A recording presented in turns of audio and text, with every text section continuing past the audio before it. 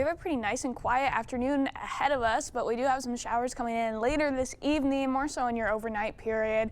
Sun's going to continue to shine throughout the afternoon, but we will see some clouds starting to pick up as we go into the evening hours ahead of this low pressure system that's heading in.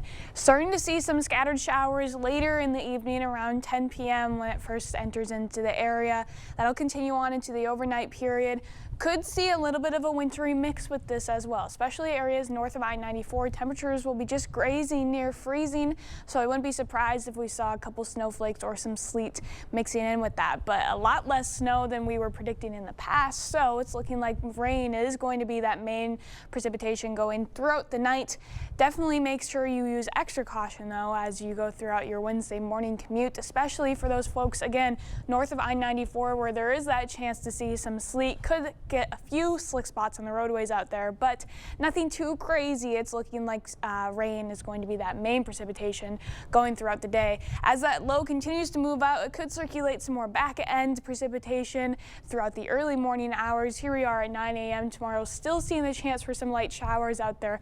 Otherwise, that should be completely out of the area as we go into the afternoon. We're going to be left with mostly cloudy skies for the rest of the day, but that's not going to help or hurt our temperatures at all. We're still staying in the mid and upper 40s out there. So here's our rain going into about 11 p.m. tonight. Again, only just seeing trace amounts.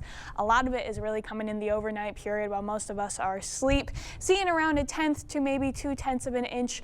Nothing too crazy, but definitely a good little wettening out there. It could make for some even more muddy conditions that we already have as that snow has melted off.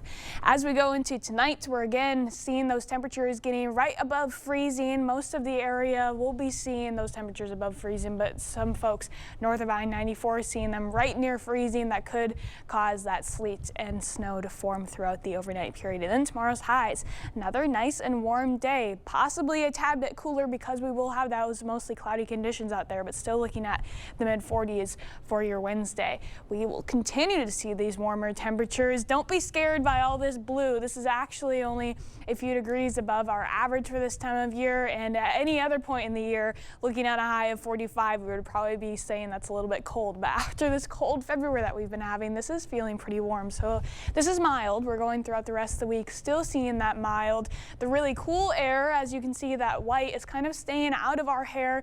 Could see it dipping down a little bit as we go into the weekend, especially into Saturday, getting a little bit closer to our average highs for this time of year. Otherwise, we bounce right back with those mild conditions going into the beginning of the week, definitely feeling warm on Monday.